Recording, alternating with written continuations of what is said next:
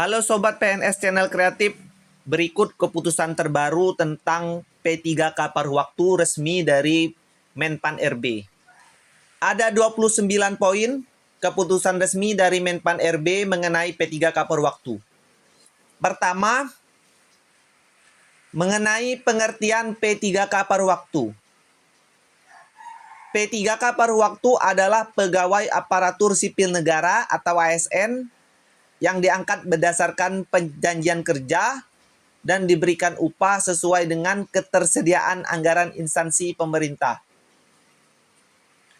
Yang kedua, pengadaan P3K paruh waktu dilaksanakan dalam rangka penyelesaian penataan pegawai non-ASN, pemenuhan kebutuhan ASN di lingkungan instansi pemerintah, memperjelas status pegawai non-ASN untuk mengisi jabatan ASN, dan peningkatan kualitas pelayanan publik untuk mendukung kelancaran pelaksanaan tugas dan pelayanan masyarakat.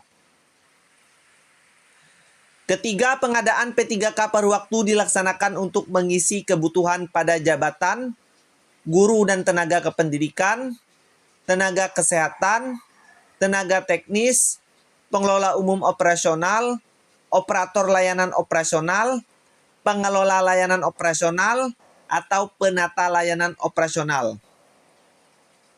Keempat, pengadaan P3K paruh waktu dilakukan berdasarkan hasil seleksi ASN tahun anggaran 2024. Kelima, pengadaan P3K paruh waktu dilaksanakan bagi pegawai non-ASN yang terdaftar dalam database BKN dengan ketentuan telah mengikuti seleksi CPNS tahun anggaran 2024 namun tidak lulus, atau telah mengikuti seluruh tahapan seleksi P3K tahun anggaran 2024 namun tidak dapat mengisi lowongan kebutuhan. Keenam, status kepegawaian P3K paruh waktu ditetapkan sebagai pegawai pada instansi pemerintah dan diberikan nomor induk P3K atau NIP ASN. Jadi P3K paruh waktu ini memiliki NIP ASN. Ketujuh, pengadaan P3K paruh waktu dilaksanakan dengan tahapan sebagai berikut. Yang pertama, pejabat pembina kepegawaian mengusulkan rincian kebutuhan P3K paruh waktu kepada Menpan RB berdasarkan ketentuan sebagaimana diktum kelima. Maksudnya sesuai dengan data yang terdaftar dalam database BKN, yaitu yang telah mengikuti seleksi CPNS tahun anggaran 2024 namun tidak lulus, atau yang telah mengikuti seluruh tahapan seleksi P3K tahun 2024 namun tidak dapat mengisi lowongan kebutuhan.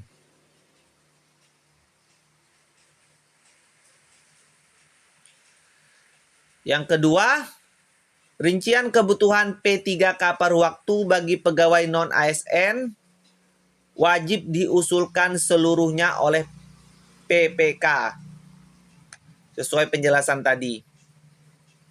Yang ketiga, Menpan RB menetapkan rincian kebutuhan P3K paruh waktu pada setiap instansi pemerintah. Yang keempat, rincian kebutuhan P3K paruh waktu terdiri atas kebutuhan jumlah, jenis jabatan, kualifikasi pendidikan, dan unit penempatan.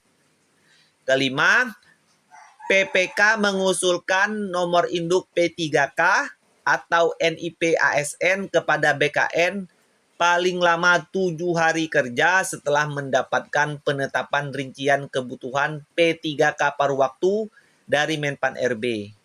Keenam, Kepala BKN menetapkan nomor induk P3K atau NIP ASN. Ketujuh, penerbitan nomor induk P3K atau nomor identitas pegawai ASN diterima oleh PPK paling lama 7 hari kerja sejak waktu penyampaian. Kedelapan, PPK menetapkan pengangkatan P3K paruh waktu sesuai ketentuan perundang-undangan. Selanjutnya, poin ke-8, dalam hal pegawai non-ASN diusulkan menjadi P3K paruh waktu, tetapi di kemudian hari mengundurkan diri, dianggap mengundurkan diri karena tidak menyampaikan kelengkapan dokumen dalam batas waktu yang ditentukan dengan surat edaran Kepala BKN atau meninggal dunia, maka PPK membatalkan proses pengangkatan yang bersangkutan. Poin ke-9, PPK dapat memberikan kuasa untuk mengangkat P3K paruh waktu kepada pejabat yang ditunjuk di lingkungannya untuk menetapkan pengangkatan P3K paruh waktu. Maksudnya PPK dapat mendelegasikan pengangkatan P3K paruh waktu kepada pejabat lain yang ditunjuk di lingkungannya untuk menetapkan pengangkatan P3K paruh waktu. Ke-10, pejabat yang ditunjuk maksudnya yaitu pejabat pimpinan tinggi media yang membidangi kesekretariatan untuk instansi pusat. Ke-11, P3K paruh waktu yang telah diangkat dan ditetapkan berdasarkan keputusan melaksanakan tugas jabatan berdasarkan perjanjian kerja. Ke-12, perjanjian kerjanya paling sedikit memuat nama jabatan, ekspektasi kinerja, unit kerja penempatan, skema kerja, masa perjanjian kerja, hak dan kewajiban, dan sanksi. Poin ke-13, masa perjanjian kerja P3K paruh waktu ditetapkan setiap 1 tahun yang dituangkan dalam perjanjian kerja sampai dengan diangkat menjadi P3K. Ke-14, PPK menetapkan jangka waktu bekerja dan jam kerja P3K paruh waktu sesuai dengan ketersediaan anggaran dan karakteristik pekerjaannya. Poin ke-15, keputusan pengangkatan dijadikan sebagai dasar dimulainya masa perjanjian kerja P3K paruh waktu dengan instansi pemerintah. Ke-16, P3K paruh waktu melakukan perencanaan kinerja untuk menyusun SKP sesuai dalam target perjanjian kerjanya. Poin ke-17, evaluasi kinerja triwulan dan tahunan P3K paruh waktu dilakukan berdasarkan capaian kinerja organisasi. Ke-18, hasil evaluasi kinerjanya digunakan sebagai pertimbangan perpanjangan perjanjian kerja atau pengangkatan menjadi P3K. Jadi hasil evaluasi kinerjanya sangat penting sebagai pertimbangan untuk perjanjian kerja selanjutnya atau pengangkatan sebagai P3K. Poin ke-19, P3K paruh waktu diberikan upah paling sedikit sesuai dengan besaran yang diterima saat menjadi pegawai non-ASN atau sesuai dengan upah minimum yang berlaku di suatu wilayah. Jadi, gaji P3K paruh waktu besarannya sama saat menjadi pegawai non-ASN. Ataupun bisa juga sesuai dengan upah minimum di wilayah tersebut. Poin ke-20, sumber pendanaan untuk upah dapat berasal selain dari belanja pegawai sesuai dengan ketentuan perundang-undangan. Poin ke-21, P3K paruh waktu mendapatkan upah dan fasilitas lain sesuai ketentuan perundang-undangan. Poin ke-22, P3K paruh waktu memiliki kewajiban sebagai berikut. Yang pertama, setia dan taat pada Pancasila, Undang-Undang Dasar Negara Republik Indonesia tahun 1945, Negara Kesatuan Republik Indonesia, dan pemerintahan yang sah. Menaati ketentuan perundang-undangan, melaksanakan nilai dasar ASN dan kode etik dan kode perilaku ASN, serta menjaga netralitas. Poin ke-23, ketentuan terkait disiplin P3K paruh waktu sesuai dengan ketentuan disiplin yang berlaku pada ASN. Jadi ketentuan disiplinnya sama dengan ketentuan disiplin pada ASN secara umum. Poin ke-24, ketentuan pemberhentian P3K paruh waktu. Yang pertama diangkat menjadi P3K atau CPNS. Maksudnya ketentuan pemberhentian P3K paruh waktu ini apabila diangkat menjadi P3K atau CPNS. Mengundurkan diri, meninggal dunia, melakukan penyelewengan terhadap Pancasila dan Undang-Undang Dasar 1945, mencapai batas usia pensiun jabatan atau berakhirnya masa perjanjian kerja. Selanjutnya, terdampak perampingan organisasi atau kebijakan pemerintah.